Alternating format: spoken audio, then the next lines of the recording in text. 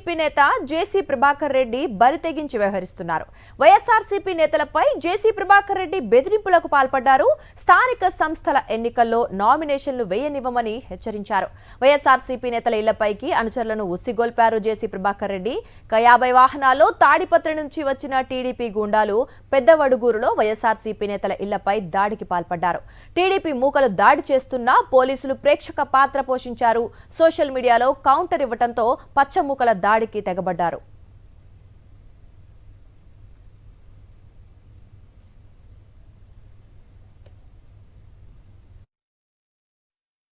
బయటికి వచ్చినావంటే జెండా గాని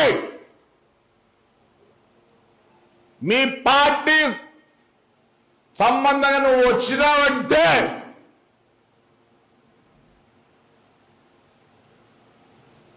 లే సూర్యనారాయణ రెడ్డి లక్ష్మపల్లి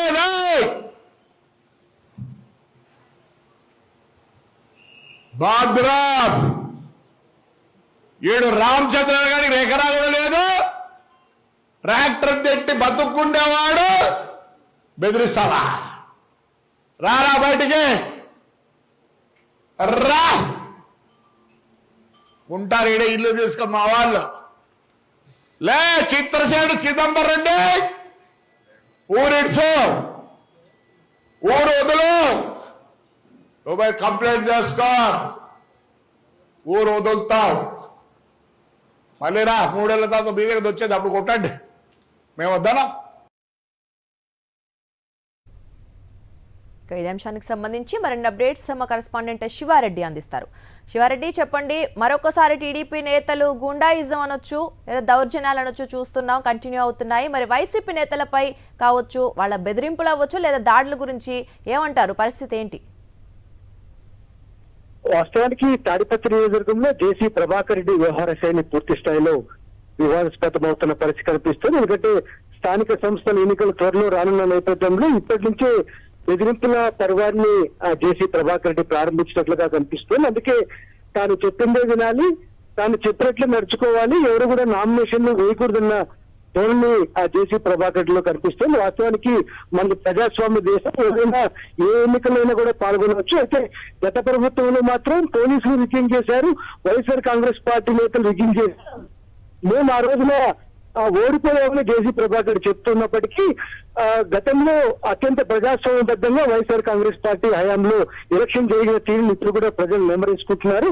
ఒక్క తాడిపత్రి నియోజకవర్గంలోని తాడిపత్రి పట్టణంలో జేసీ ప్రభాకర్ రెడ్డి గెలిచారన్నా, ఆయన మున్సిపల్ చైర్మన్ గా ఎన్నికయ్యారన్నా కేవలం ప్రజాస్వామ్యబద్ధంగా ఆ రోజున ఎలక్షన్ జరిగిందన్న విషయాన్ని ఈ రోజు జేసీ ప్రభాకర్ రెడ్డి మర్చిపోయారని సాక్షాత్తు వైఎస్ఆర్ కాంగ్రెస్ పార్టీ నేతలు ప్రశ్నిస్తున్న పరిస్థితి కనిపిస్తుంది. ఆ రోజున వైఎస్ జగన్మోహన్ రెడ్డి సారథ్యంలో ఎక్కడైతే రాష్ట్ర వ్యాప్తంగా స్థానిక సంస్థ ఎన్నికలు అత్యంత పారదర్శకంగా ప్రజాస్వామ్యబద్ధంగా జరిగాయి కనుక తాడిపత్రిలో జేసీ ప్రభాకర్ రెడ్డి విజయం సాధించారు, మున్సిపల్ చైర్మన్ గా ఎలక్ట్ అయ్యారు.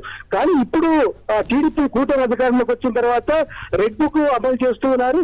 జేసీ ప్రభాకర్ రెడ్డి అత్యంత దౌర్జన్యాలు చేస్తున్నారన్న ఆరోపణలు అయితే సర్వత్రా వ్యక్తమవుతున్న నేపథ్యంలో ఎవరు కూడా వచ్చే ఎన్నికల్లో స్థానిక సంస్థల ఎన్నికల్లో నామినేషన్ దాఖలు చేయకూడదు, ఖచ్చితంగా నామినేషన్ దాఖలు చేసి దాడులు చేస్తాం, దౌర్జన్యం చేస్తామని బాగానే హెచ్చరిస్తున్న పరిస్థితి కనిపిస్తోంది.